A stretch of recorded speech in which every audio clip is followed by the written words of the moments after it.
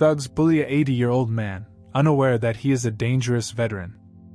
It was a quiet afternoon in the sleepy town of Westbrook, the kind of place where the biggest excitement came from a particularly dramatic bird squabble at the park. Among the few souls strolling through Maplewood Park was an elderly man, his back slightly hunched and his gait steady but slow. Dressed in a beige windbreaker and a wide-brimmed hat, he looked like someone simply enjoying his retirement, blending seamlessly into the background. To the casual observer, there was nothing remarkable about this man. He carried a worn leather satchel over one shoulder and held a newspaper under his arm. Occasionally, he paused to feed the pigeons or watch a squirrel dart up a tree. But beneath the calm exterior, this man was anything but ordinary. His name was Frank Delaney, an 80-year-old retired veteran with a shadowy past. Frank was no ordinary soldier. He had spent decades in the service of his country as part of an elite, off-the-books special operations unit. His missions had taken him to the farthest corners of the world, often involving tasks that most people wouldn't dare to imagine. But those days were long behind him, or so he thought. Today, he lived a simple life, keeping his history locked away like an old photo album he rarely opened.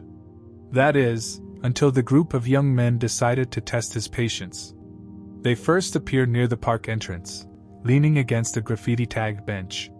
There were 4 of them, dressed in ripped jeans and oversized hoodies, their loud laughter cutting through the serene afternoon.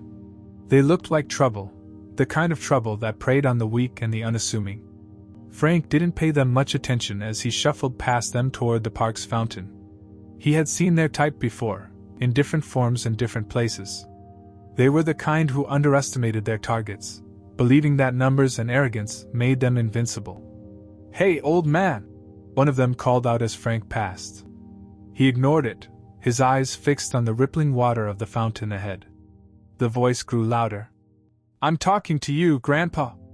Frank sighed and stopped. He turned slowly, meeting their gaze with a calm expression that didn't betray the irritation simmering beneath the surface. "Can I help you?" he asked, his voice measured and polite. The tallest of the group, a wiry man with a tattoo snaking up his neck, grinned and stepped forward. "Yeah, you can. My buddy here's hungry. You got any of that bird food left? Or should we just take that fancy bag of yours?" Frank's eyes flicked briefly to the satchel at his side. Inside it was nothing remarkable, a flask of coffee, a paperback novel, and some scraps of bread he'd been using to feed the pigeons. But the way the young men's eyes gleamed told him they weren't interested in the contents. This was a game for them, a way to amuse themselves by intimidating someone they perceived as an easy target. "I'm afraid it's empty," Frank said simply. "And I don't think you'd enjoy it even if it weren't." The group chuckled, the kind of laugh that wasn't meant to be friendly. Another of the men, shorter and stockier, spat on the ground near Frank's feet. "What's in the bag, old-timer? Maybe we should check for ourselves." Frank didn't flinch. Years of training had taught him the value of staying composed under pressure. "It's just some personal items," he replied. "Nothing worth your trouble." The tall one's grin widened. "Trouble's what we're looking for." Frank's fingers tightened subtly around the strap of his satchel. He didn't want trouble, not here, not now. But he also wasn't about to let a group of punks walk all over him. For a moment, he considered his options. He could try to walk away, but they'd likely follow. He could confront them, but that would escalate things. And while Frank had no doubts about his ability to handle the situation, he knew that drawing attention to himself could unravel things he'd worked hard to keep hidden. "Look," Frank said, his tone firmer now. "Why don't you gentlemen find something better to do with your time?" The stocky one stepped forward, shoving Frank's shoulder. It wasn't a hard shove, but it was meant to provoke. "What if we like wasting our time?" Frank took a deep breath. He glanced around the park, noting the positions of the other visitors. Most were too far away to notice the brewing tension, and those who did seemed hesitant to intervene. He hated that people could be so quick to look away. "I'm giving you one chance to walk away," Frank said, his voice steady but laced with warning. "Take it." The tall one's grin faltered for a split second before returning, though it seemed less confident now. Or what? You gonna hit us with your cane? Frank didn't carry a cane, but the taunt made him smirk. Something like that, he replied. The stocky one lunged, his hand reaching for Frank's bag. The movement was fast, but not fast enough. In a blur of motion that belied his age, Frank sidestepped, twisting the strap of his satchel around the man's wrist. With a quick tug, he sent the stocky thug stumbling forward, off balance. Before the others could react, Frank released the strap and stepped back, his eyes sharp and calculating. Careful, he said. You'll hurt yourself. The group froze, clearly caught off guard by the old man's unexpected agility. But their surprise quickly turned to anger. The tall one stepped closer, his grin now replaced by a scowl. You think you're funny, huh? Let's see how funny you are when… Stop! A new voice interrupted. Everyone turned to see a woman standing a few feet away, her phone in hand. She was in her mid-30s, with sharp features and an air of authority. Leave him alone, she said firmly, her tone brooking no argument. The thugs hesitated, exchanging uncertain glances. Frank's eyes narrowed slightly as he took in the woman. Something about her felt off. She wasn't a concerned bystander, and the way she'd arrived, timed perfectly to interrupt the confrontation, felt deliberate. Before he could dwell on it further, the thugs muttered curses under their breath and backed off, retreating toward the park's entrance. The woman approached Frank, slipping her phone into her pocket. Are you all right? She asked, her voice softer now. Frank nodded, his expression guarded. Thank you for stepping in. She smiled faintly. They didn't seem like much of a match for you. Frank's grip on his satchel tightened. You seem to know that, he said carefully. The woman's smile widened slightly, but it didn't reach her eyes. You're sharper than you look, Mr. Delaney. Frank stiffened. He hadn't given her his name. Who are you? He asked, his voice low. The woman glanced around, then leaned in slightly. We need to talk. Not here. Frank's mind raced. He'd spent years staying off the radar, keeping his past buried. Whoever this woman was, she had just shattered the illusion of his quiet retirement. And as much as he wanted to walk away, he knew that some questions couldn't be ignored. Where? He asked finally. Her smile returned, this time tinged with something that felt like relief. Follow me. Frank followed the woman at a careful distance, his instincts sharp and his mind working overtime. Maplewood Park had always felt like a sanctuary, but now, as they left the shaded paths and entered the narrow side streets of Westbrook, it seemed smaller, almost claustrophobic. The woman walked with purpose, her strides confident and her head held high. She didn't look back to check if Frank was still behind her, she didn't need to. After a few blocks, she turned into a small cafe tucked between a hardware store and a laundromat. Its faded sign read The Cozy Corner, though the dimly lit interior and peeling paint suggested it hadn't lived up to its name in years. The bell above the door jingled as she pushed it open, and Frank hesitated for a moment before stepping inside. The air smelled faintly of burnt coffee and lemon cleaner. A tired-looking barista stood behind the counter, scrolling through her phone, and a few scattered patrons occupied the tables, each engrossed in their own little worlds. The woman led Frank to a booth in the back corner, away from prying eyes and ears. She gestured for him to sit, then slid into the seat across from him. Care to tell me what this is about? Frank asked, his voice low but firm. The woman didn't answer immediately. Instead, she pulled a small envelope from her jacket pocket and slid it across the table toward him. Open it! Frank's eyes narrowed as he picked up the envelope. It was plain, unmarked, and surprisingly light. He glanced at the woman, who was watching him intently, then carefully opened it. Inside was a single photograph, old and slightly creased. It showed a group of soldiers standing in front of a military jeep, their faces shadowed by helmets. Despite the grainy quality, Frank recognized one of them instantly, himself. His grip on the photograph tightened. Where did you get this? The woman leaned back, her expression unreadable. It doesn't matter. What matters is that you're in it, and so are a few other people who are very important to me. Frank placed the photograph on the table, his eyes never leaving hers. You've got about 10 seconds to explain why you're dragging up things that should have stayed buried. She leaned forward, her voice dropping to a whisper. Because someone else is digging them up, Mr. Delaney. Someone who doesn't care about the lives that will be destroyed in the process. Frank frowned. He didn't like the direction this conversation was heading, but he also couldn't ignore the undertone of urgency in her voice. Who? I don't know their name, she admitted, frustration creeping into her tone. But I know they're looking for you, and they're willing to hurt a lot of people to find you. Frank's jaw tightened. He had gone to great lengths to disappear after his retirement, severing ties with anyone who might have been connected to his past. The idea that someone had not only found him but was using others to track him down was unsettling. You still haven't told me who you are, he said, his eyes narrowing. And why I should trust you. The woman hesitated, then reached into her jacket again, this time pulling out a small badge. She placed it on the table, and Frank's heart sank when he saw the emblem engraved on it. It belonged to an agency he had worked with on multiple occasions during his career, an agency that rarely operated within the confines of the law. My name is Eva, she said. I'm with the Agency for Covert Operations and Intelligence. Frank's lips pressed into a thin line. He had long suspected that the agency might come knocking one day, but he had hoped it wouldn't be under these circumstances. And what does the agency want with me now? I've been out of the game for years. Eva shook her head. This isn't an official operation.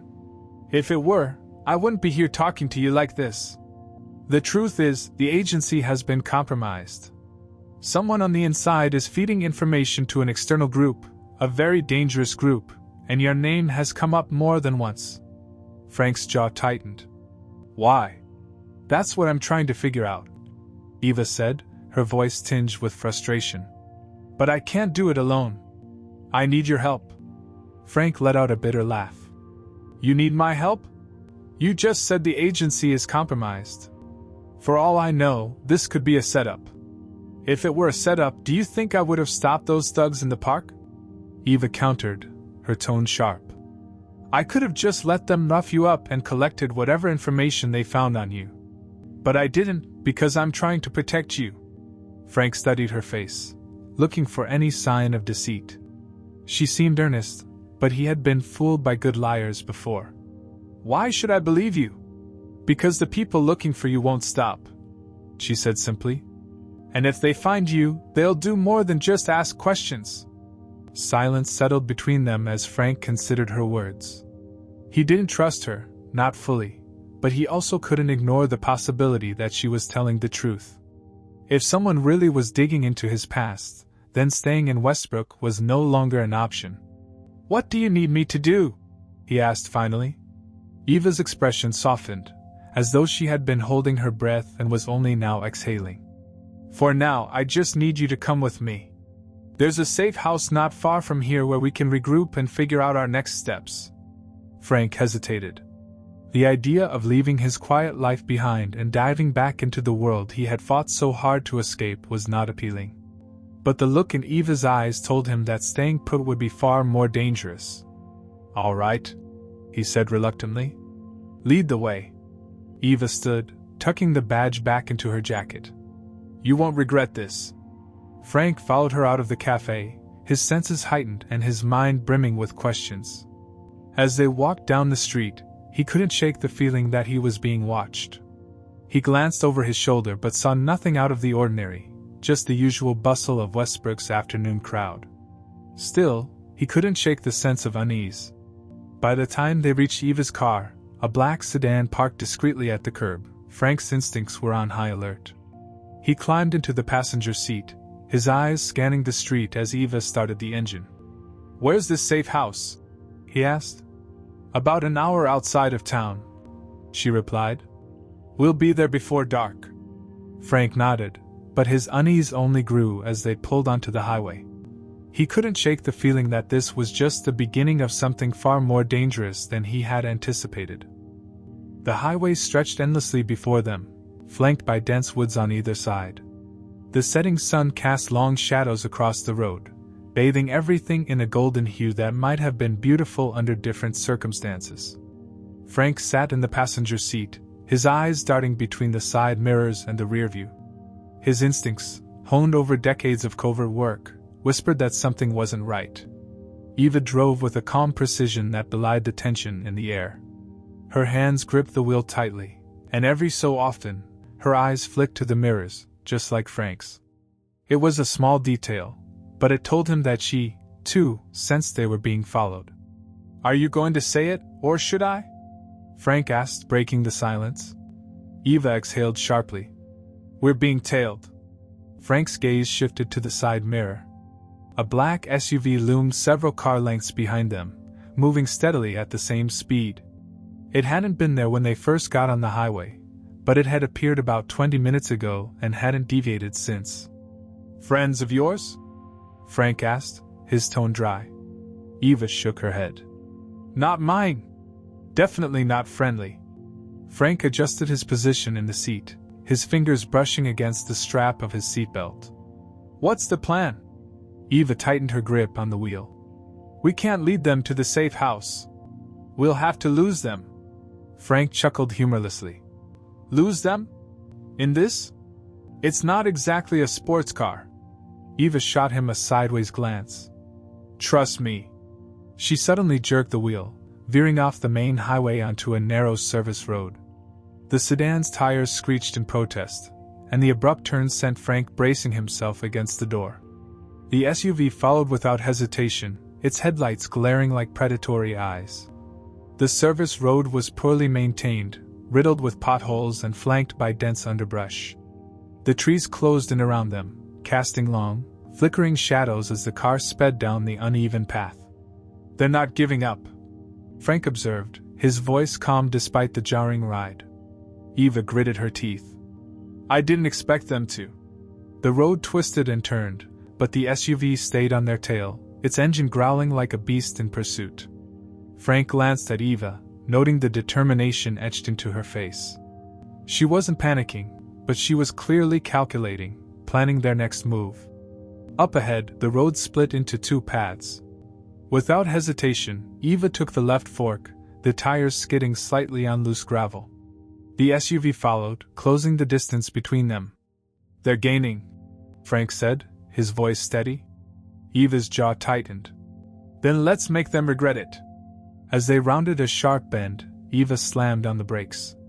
The sudden deceleration sent the sedan fishtailing slightly, but it stopped in the middle of the road. The SUV, caught off guard by the maneuver, screeched to a halt just a few feet behind them. Before Frank could ask what she was doing, Eva was already out of the car. She moved with practiced efficiency, drawing a compact handgun from a concealed holster beneath her jacket. Frank cursed under his breath and followed, his movements slower but no less deliberate. The SUV's doors swung open, and four men stepped out, each armed and dressed in dark, tactical gear. They moved with precision, fanning out as they approached. These weren't amateurs. Eva raised her weapon, her voice firm and commanding. "Stay where you are!" The men didn't respond. Instead, they kept advancing, their weapons trained on her and Frank. "Friend of yours?" Frank asked, his tone dry. "Not quite," Eva muttered. Her grip on the gun didn't waver, but Frank could see the tension in her stance. The lead man, a tall figure with a scar running down his cheek, stepped forward. "Hand over the old man, and we'll let you walk away," he said, his voice calm but menacing. Eva didn't lower her weapon. "Not happening." The scarred man chuckled, a low, gravelly sound. "You're outnumbered. This doesn't have to end badly for you." Frank took a step forward, drawing the attention of the group. He raised his hands slightly, his movements deliberate. "Let me guess," he said, his voice carrying a calm authority. "You don't even know why you're after me. You're just following orders." The scarred man's smile faltered, and Frank knew he'd hit a nerve. "Doesn't matter," the man said, though his tone was less certain. "You're coming with us." Frank chuckled softly, a sound that seemed to unnerve the men. "You've got no idea what you're stepping into, do you?" Before they could respond, Frank moved. He grabbed a loose branch from the ground and hurled it with surprising speed and accuracy, striking one of the men in the face. The man stumbled back, his weapon firing a shot into the air. Chaos erupted. Eva fired, her shots precise and controlled. Frank moved with surprising agility for his age, ducking behind the sedan for cover. The men scattered, taking up positions and returning fire. The firefight was intense but brief. Eva's training and Frank's uncanny ability to predict the enemy's movements gave them the upper hand. Within minutes, 2 of the men were disarmed and incapacitated, and the other 2 were retreating into the woods. As silence fell, Eva lowered her weapon, her breathing heavy. Frank stepped out from behind the sedan, brushing dirt from his jacket. "Well," he said, his tone light. "That was fun." Eva shot him a look. "You call that fun?" Frank shrugged. "I've had worse." Eva shook her head, holstering her weapon. "We need to move. They'll be back, and next time, they won't make the mistake of underestimating us." Frank nodded, his expression serious. "Let's go." They climbed back into the sedan, the engine roaring to life. As they sped away, Frank's mind raced. Whoever these men were, they were well trained and well equipped. This wasn't a random attack, it was deliberate, targeted. And it meant that whoever was after him wasn't going to stop until they got what they wanted. As the car disappeared down the winding road, the 2 incapacitated men lay in the dirt, groaning in pain. From the shadows of the trees, a figure stepped forward, their face obscured by a hood. They surveyed the scene silently, their gaze following the retreating car. Without a word, the figure pulled out a phone and made a call. "They got away," the voice said, cold and emotionless. "But we'll catch them. Proceed with the next phase." The call ended, and the figure disappeared into the woods, leaving nothing behind but the faint echo of their footsteps. The sedan pulled off the main road onto a narrow dirt path, the tires crunching over gravel. The trees seemed to close in around them as they drove deeper into the woods. Frank leaned forward slightly, peering through the windshield. The fading light of the day made the surroundings feel even more isolated, and he couldn't shake the nagging sense that something about this situation was off. Eva slowed the car as they approached a small cabin, almost invisible among the thick trees. It was nondescript, with weathered wooden panels and a tin roof. The kind of place you'd forget existed the moment you looked away. She parked the car and turned off the engine, sitting in silence for a moment before speaking. "This is it," she said, her voice quiet. Frank didn't move right away. He scanned the area, noting the lack of any visible power lines or nearby structures. The cabin looked abandoned, but something about it felt staged, as though it was deliberately designed to look unremarkable. Eva stepped out of the car, breaking his train of thought. Frank followed, his boots crunching against the gravel as he approached the cabin. She unlocked the door with a key from her pocket and pushed it open, gesturing for him to enter first. The inside of the cabin was sparse but functional. A small table with 2 chairs sat in the center of the room, and a narrow cot was tucked into the corner. A single lantern hung from a hook on the wall, casting a dim, flickering light. Frank noted the stack of boxes against one wall, each labeled with cryptic codes that meant nothing to him but hinted at classified origins. Eva closed the door behind them and locked it, her movements brisk and efficient. She walked over to the table, pulling out a chair and sitting down. Frank remained standing, his eyes scanning the room for anything that might tell him more about what he just walked into. "This is where you've been hiding your secrets?" he asked, his tone neutral but laced with curiosity. Eva smirked faintly. "Not hiding. Staging. This isn't just for you. It's for anyone like you who needs to disappear for a while." Frank raised an eyebrow. "Anyone like me?" "Retired operatives," she said simply. "People who thought they'd left the game but still have targets on their backs." Frank crossed his arms, leaning against the wall. "Convenient." Eva ignored the sarcasm. She reached into her jacket and pulled out a tablet, placing it on the table. The screen lit up, displaying a series of photos, maps, and documents. She gestured for Frank to come closer. "This is what I've been able to piece together," she said, tapping the screen. The people who are after you aren't just looking for one man. They're after something bigger, something connected to your past missions. Frank moved to the table, his eyes narrowing as he studied the images. One photo caught his attention, a grainy, black and white image of a young soldier standing beside a crate marked with a familiar insignia. The same insignia that had appeared on classified equipment during one of his most sensitive operations. "That's impossible," he murmured. "That operation was buried years ago." Eva nodded. "Buried but not forgotten. Someone's been digging through old files, pulling together fragments of information. And from what I can tell, they're looking for more than just you." Frank's jaw tightened. "They're looking for the team." "Exactly," Eva said. "Your team members, those who are still alive, at least, are being hunted. And whoever is behind this isn't just looking to tie up loose ends. They're looking for leverage." Frank's mind raced. The team had been part of an operation so secret that even mentioning its name outside the proper channels would have been a criminal act. If someone had uncovered the details of that mission, it could put not only the team but countless others in danger. "What do they want with us?" he asked. Eva hesitated, then pulled up another document on the tablet. It was a heavily redacted report, but one phrase stood out: Operation Nightfall, Retrieval Protocol. "They think you know where the artifacts are," Eva said. "The ones you recovered during Nightfall." Frank stiffened. "The artifacts were destroyed. That was the whole point of the mission." "Apparently not everyone believes that," Eva said. "And they're willing to tear apart your past, and your team, to find them." Frank exhaled sharply, stepping away from the table. He paced the room, his mind churning with memories he tried to bury. Operation Nightfall had been the most dangerous mission of his career, involving the recovery of classified objects that had the potential to destabilize entire nations. Destroying them had been the only way to ensure they didn't fall into the wrong hands. "I don't know where they're getting their intel," Eva said, breaking into his thoughts. "But they're convinced that you, or someone on your team, has the answers they're looking for." Frank stopped pacing, his eyes locking onto hers. "Then we need to find them before they do." Eva nodded. "Agreed. But we can't do it alone.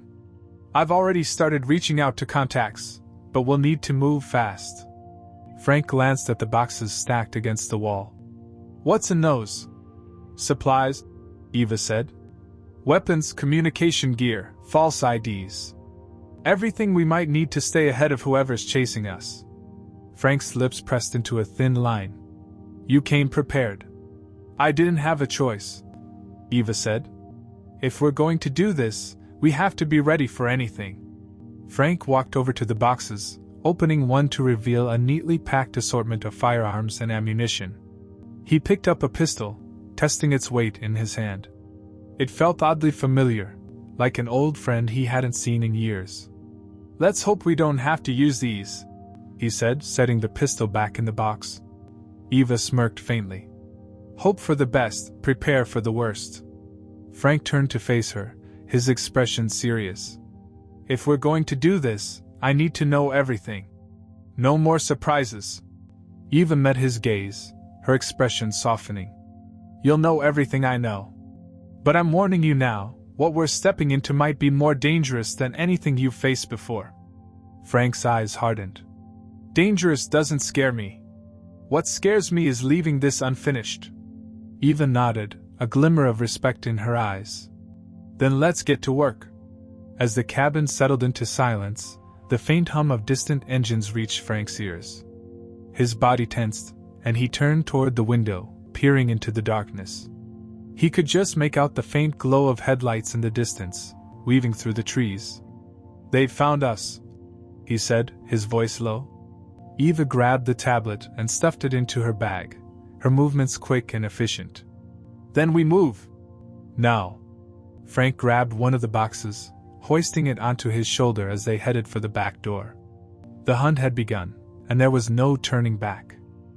The forest echoed with the sounds of pursuit, heavy footsteps, barked orders, and the occasional crack of branches breaking under hurried boots. Frank and Eva moved swiftly, using the shadows of the trees to mask their escape. The tension in the air was thick, but Frank's mind remained clear, his instincts sharp. "They're persistent," Eva muttered, glancing back over her shoulder. The faint glow of flashlights flickered in the distance, growing brighter with each passing second. "They're desperate," Frank corrected, his voice low but steady. "Desperation makes people reckless." Eva didn't respond, her focus shifting to the uneven terrain ahead. They reached a small clearing, the moonlight casting long shadows across the ground. Frank stopped abruptly, holding up a hand to signal Eva to halt. "What is it?" she whispered. Frank's sharp eyes scanned the clearing. He crouched down, running his fingers through the dirt. His lips curved into a faint smile. "Tire tracks. Someone else has been here recently." Eva frowned, her hand resting on the weapon at her side. "You think it's them?" "Could be," Frank replied. "Or someone they don't want us to meet." Before Eva could press further, the faint hum of drones reached their ears. Frank's expression darkened. "They're trying to flush us out. We need to keep moving," Eva urged, her voice tight with urgency. Frank shook his head. "No. It's time we turn the tables." Eva raised an eyebrow, but she knew better than to question him. Frank reached into his bag, pulling out a compact device that resembled a small black box. Eva's eyes widened as she realized what it was. "A signal jammer?" she asked, her tone a mix of surprise and admiration. Frank smirked. "Old habits die hard." He activated the device, and the hum of the drones immediately ceased. The forest fell eerily silent, save for the distant shouts of their pursuers. Frank motioned for Eva to follow as he moved toward a dense thicket near the edge of the clearing. "We're not running anymore," he said. "We're going to make them come to us." Eva nodded, her trust in Frank's plan unwavering. They positioned themselves behind a cluster of large boulders, their vantage point giving them a clear view of the clearing. Frank reached into his bag again, this time pulling out a handful of small metallic objects. "Trip mines?" Eva asked, a wry smile tugging at her lips. Frank nodded. "Let's make it interesting." They worked quickly, setting up a series of traps along the clearing's perimeter. The mines were subtle, their placement carefully calculated to catch their pursuers off guard. By the time they finished, the first of the thugs had entered the clearing. "There they are!" one of the men shouted, his flashlight beams slicing through the darkness. Frank and Eva stayed low, their breathing controlled.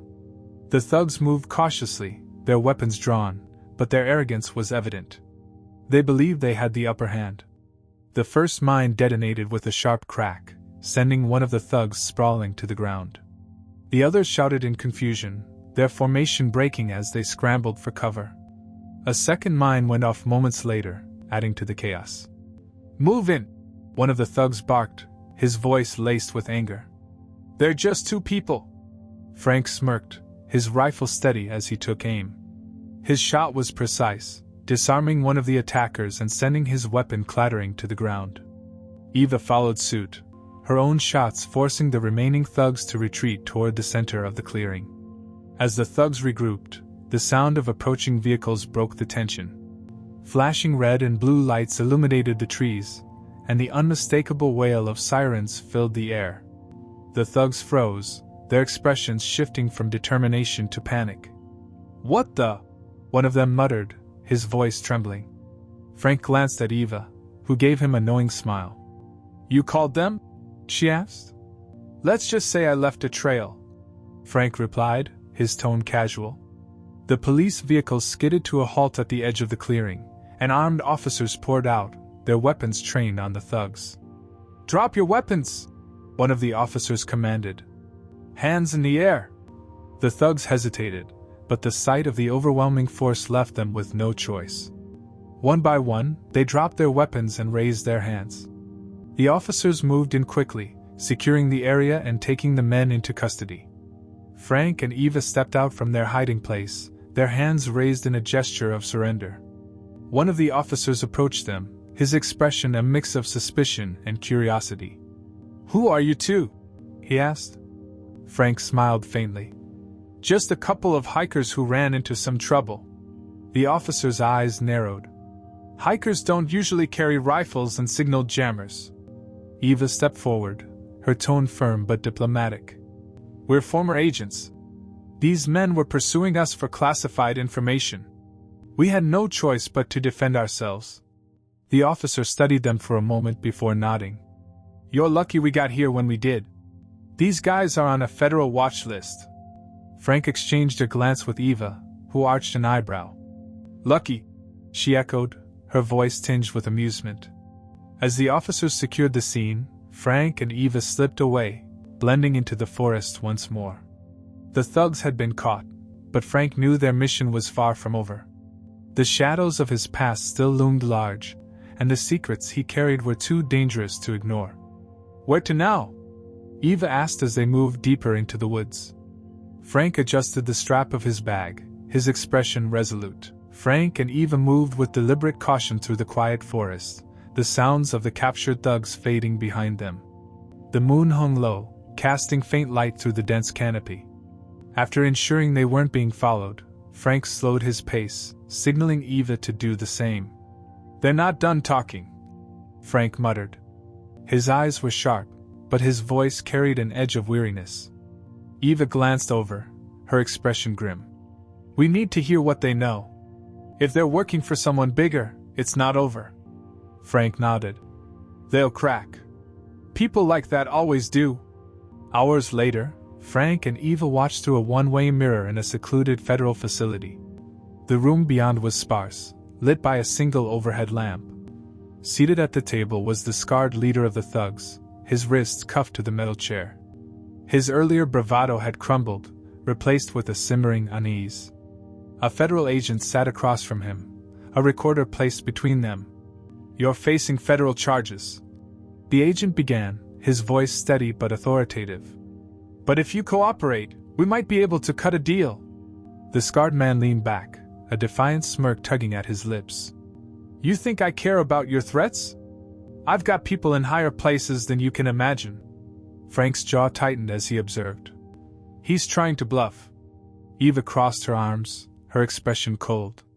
They always do. But everyone has a breaking point. The agent leaned forward, his voice dropping to a quieter tone. We already know you're working for someone. You're a pawn, just like the others we've caught. If you want to avoid taking the fall alone, now's your chance to talk. The smirk on the scarred man's face faltered briefly. He shifted in his seat, his fingers twitching against the restraints. You've got no idea what you're messing with. This isn't just about me. The agent pressed further. Then tell us.